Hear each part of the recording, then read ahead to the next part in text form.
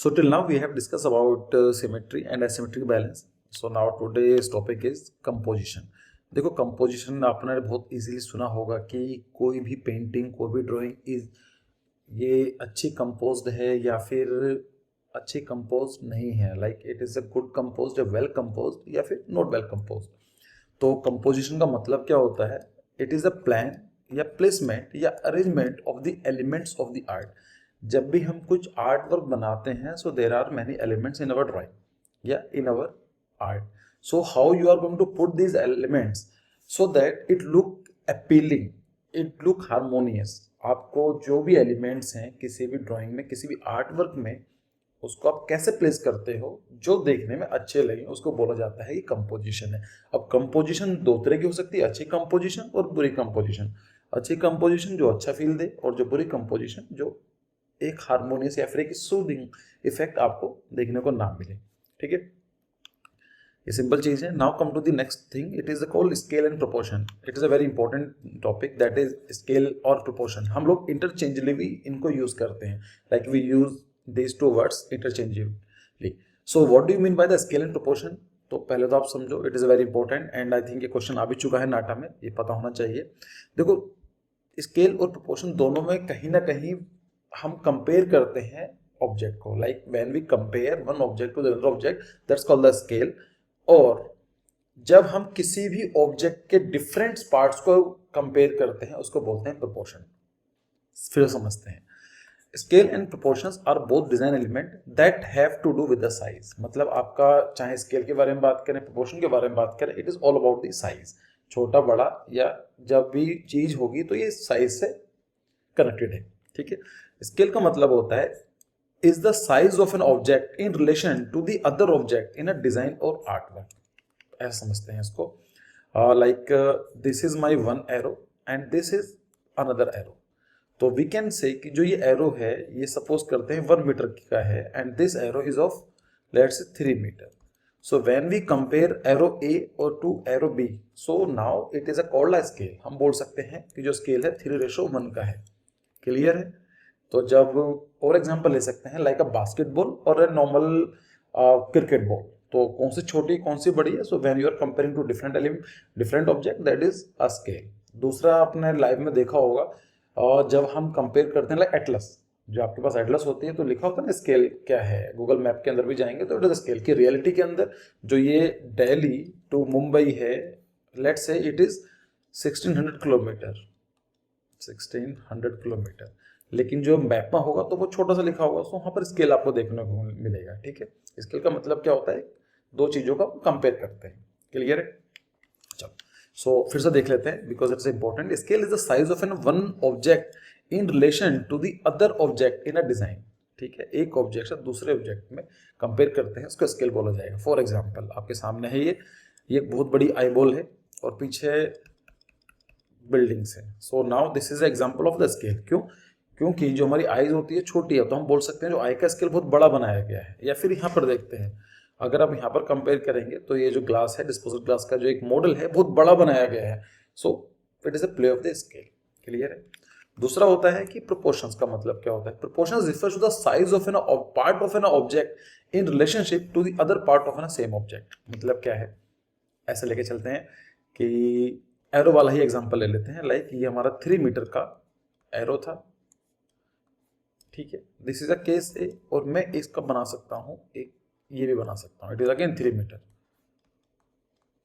सो यहां पर क्या कर रहे हैं? This time we are comparing a one part of an object to the other part of an object. मतलब जो ये वाला पार्ट है उसको हम कंपेयर कर रहे हैं इसके पार्ट से। क्लियर? दूसरा क्या हो सकता है इसका एग्जांपल? लेट्स से कि हम एक गाड़ी ले लेते हैं, लाइक नैनो का एग्जांपल लेते हैं। तो नैनो के जो टायर हैं गाड़ी के सबसे छोटे हैं, है ना? और अगर हम, तो now this time we are comparing a tyre और the wheel with a car, तो this is called the proportions. या फिर दूसरा एग्जांपल हम ऐसे भी ले सकते हैं कि लेट्स से अगर मैं एक ह्यूमन फिगर बनाता हूं, तो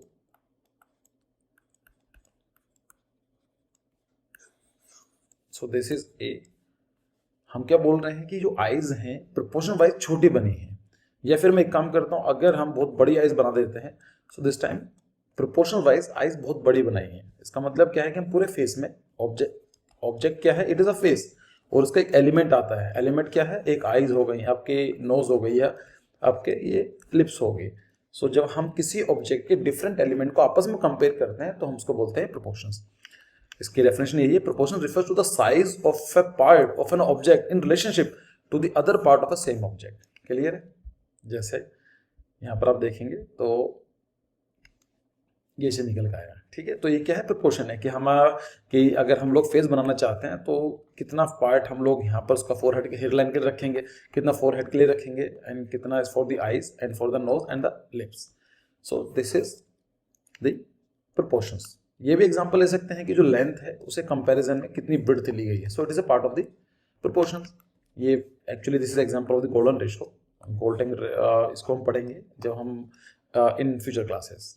ठीक है, अगर हम यहाँ की बात करें तो यहाँ पर भी ये चीज़ है कि जो ये स्केच बनाया गया है उसके डिफरेंट, कभी इसके आइज बड़ी बना दी है, छोटी बना दी है। So this is the interplay, और हम बोल सकते हैं this is a play of the proportions.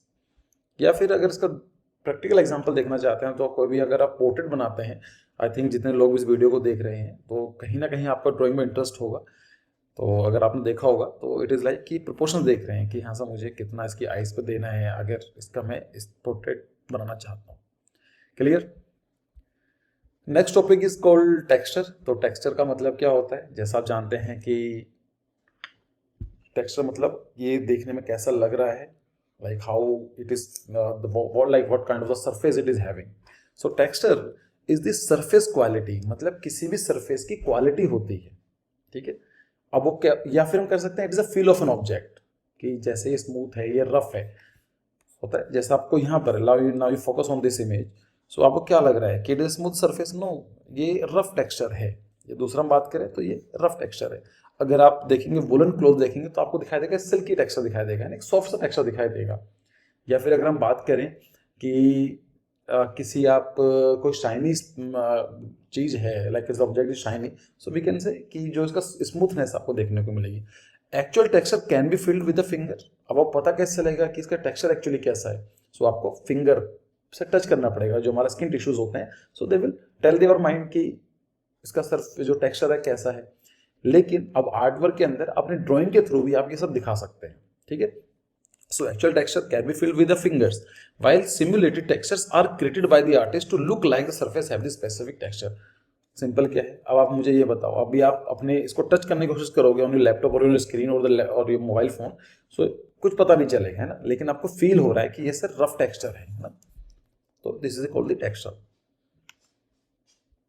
Contrast का मतलब क्या होता है? कंट्रास्ट का मतलब होता है, जैसा नाम से है, इसका इंटरचेंजेबली यूज कर सकते हैं वैरायटी में या फिर डिफरेंसेस में। मतलब क्या है कि लेट्स से कि आप पढ़ाई करते हो, आपका जो your daily routine is like 4 hours in a day for the study. आपने 4 घंटे पढ़ाई के लिए रखे हुए हैं, बट वन डे आपने 12 घंटे स्टडी कर ली। So now this is a contrast, मतलब वेरिएशन देखने को मिला, वैरायटी देखने को मिली। ऐसा दूसरा एग्जाम्पल ले सकते हैं, लाइक अ बैट्समैन। नॉर्मली एक बैट्समैन है और क्रिकेट के अंदर नॉर्मली अच्छा बैट्समैन है, but one day he took 5 wicket, तो उसको हम क्या बोलेंगे कि ये तो वैरायटी है, डिफरेंसेस। क्लियर है? सो अब जैसे यहाँ पर इसको ड्राइंग में कैसे देखते हैं, for example this is a balloon, like A balloon, B balloon, C balloon, D balloon. So here you can see जो ये वाला बैलून है, balloon number B is a contrast. क्यों? क्योंकि बाकी से अलग है, ये कलर भी अलग है, इसकी ओरिएंटेशन भी अलग है, इसकी जो प्लेसिंग है वो भी अलग है। यहाँ पर आप देख सकते हैं कि ग्रीन बैकग्राउंड है तो वहां पर रेड एप्पल है, on the red background green apple है। So it is example of the contrast. Contrast का फायदा क्या होता है? Actually it is a technique to grab the attention, कि किसी भी ऑब्जेक्ट पर अभी जब आपने उसको फोकस किया होगा तो आपका सबसे पहला focus on your focus will be on this thing. तो यहाँ पर आपका फोकस यहाँ पर नहीं गया होगा, है ना, ये कहाँ पर गया होगा? इस पार्ट पर गया होगा, because it's contrasting. Contrasting actually ये फोकस को अट्रैक्ट करता है। क्लियर है? Next thing is called radiation. Radiation का मतलब क्या होता है? Radiation is another way of achieving rhythm in design. मतलब क्या है कि अगर डिजाइन में रिदम लेकर आना चाहते हो तो उसका एक तरीका है radiation. Radiation occurs when line और other element extended outward from centre point. जैसा रेडियस होता है ना, रेडियस क्या है? यहाँ से, तो अगर कोई भी सेंटर से है, अगर मैं यहाँ से इसको बाहर की तरफ निकाल दूं तो it is called the radiation. So radiation occurs when line और अदर एलिमेंट्स ये चाहे लाइन हो सकती है, ये एलिमेंट्स भी हो सकते, दिखाऊंगा अभी आपको मैं। Extend outward from the central point. Radiation is the type of the movement that grows out of A central point, मतलब एक सेंट्रल पॉइंट से बाहर की तरफ निकलेगा। Radiation is a feeling of the movement steadily bursting outward in all the direction from the visible or suggested central point, the emissions of the ray from a central source. This suggests a circle like the spoke of a wheel, या फिर sunburst हो सकता है या petal of the flower। अगर मैं इसके example दूं तो आपको ड्राइंग में क्या देखने को मिलेगा, लाइक दिस। तो यहाँ पर क्या देखने को मिल रहा है, it is example of the radiation. क्यों, यहाँ पर एक सेंटर है और ये कहीं ना कहीं लाइन आउटवर्ड की तरफ निकल रही है। ये भी सेम चीज है कि यहाँ पर सेंटर ले सकते हैं और यहाँ पर, अब यहाँ पर लाइन नहीं है बट एलिमेंट जो है डिजाइन के वो रेडिएट करते हुए दिखाई दे रहे हैं। ठीक है, रिपीटेशन का मतलब क्या होता है, इसको ऐसा समझ सकते हैं, आपने एग्जाम दिया एंड आपके 100 में से 5 number, you score 5 out of 100। सो आपके टीचर ने बोला कि ठीक है लेट्स डू 1 रीडू टेस्ट, दोबारा भी आपने 5 नंबर लेकर आए। सो टीचर क्या बोलेगी आपको कि now you are repeating your marks. या फिर ऐसा भी ले सकते हैं कि आप क्लास में टॉप करते हुए आए हो, क्लास 6 में टॉप किया, 7 में टॉप किया, 8 में टॉप किया, तो क्या बोलते हैं कि नाउ द टॉपर क्या है, इट इज रिपीटिंग, कि सेम चीज आप रिपीट करते जा रहे हो। क्लियर। तो अब उसको डिजाइन में कैसे लेके आएंगे, इसका मतलब यही होता है repetition refers to one object और अ शेप रिपीटेड। या तो कोई ऑब्जेक्ट है या फिर एलिमेंट है या फिर शेप है जो रिपीट हो रही है, repeated use of A shape, colour, ठीक है, या फिर हम बात करें और अदर आर्ट एलिमेंट्स और design in A work can help unify different parts in a wall. इसका फायदा क्या होता है कि जो एलिमेंट्स हैं हमारे किसी भी ऑब्जेक्ट के, जो हमारा ड्राइंग वर्क है उसको यूनिफाई करने काम आते हैं। So it helps to create a sense of movement within art work, और ये कहीं ना कहीं मूवमेंट भी दिखाता है। There is a variety of the ways in which the repetition in art can occur. It can be even और even, मतलब ये ऐसा भी हो सकता है कि लाइक मेरा एक एरो यहाँ पर था, दूसरा मेरा यहाँ पर है, सो ये इवन एरो, इवन रिपीटेशन है। क्यों, because the distance remain same. लेकिन मैं चाहूं तो ऐसा भी बना सकता हूं। सो आप बोलेंगे जो अगर मैं इसी कंपोजिशन की बात करूं, सो it is not even but it is a repetition. ठीक है, रिपीटेशन है, इवन नहीं है, अनइवन है, रेगुलर भी हो सकता है, इरेगुलर भी हो सकता है। ठीक है, जैसे यहाँ की बात करते हैं तो यहाँ पर क्या है, it is a even repetition. क्यों, यहाँ पर सेम डिस्टेंस पर आपको सेम चीज रिपीट हो रही है, यहाँ पर भी सेम चीज है। यहाँ पर आप देखेंगे विंडोज हैं, ये भी रिपीट कर रही हैं। ठीक है, हाँ वो चीज हो सकती है कि सेम चीज रिपीट नहीं हो रहा है। For example it is a totally close, it is partially close, and यहाँ देखेंगे तो ये पूरा ही ओपन है। तो आई थिंक क्लियर हो गया होगा आपको। फिर हम देखते हैं क्रॉप। क्रॉप का मतलब क्या होता है, किसी को क्रॉप करना, काटना। So enlarging a graphics to convey size and proportions और use a very large type of the headline. मतलब दिस इज वन कंपोजिशन। आपने देखा होगा कि आप सेल्फी क्लिक करते हैं तो व्हाट यू डू, आप लोगों को जूम इन जूम आउट करते हो ना। So actually you are doing a crop. अगर हम उसको टेक उसकी बात करें, डिजाइन की लैंग्वेज की बात करें, तो आप क्रॉप फीचर यूज करते हैं। अब देखो जैसे पूरी पेन, ये फोटोग्राफ था तो हमें लगता था ये पूरा कंपोजिशन अच्छा नहीं है, तो हमने क्या किया, we just cut out like this. So ultimately जो आपका निकल का है, this is the example of the crop. Poster में यूज किए जाते हैं, जैसा आपने कोई देखा होगा कि लाइक सेम बना दिया, ये चीज है पोस्टर, आपने इस तरह से बना दिया। क्लियर।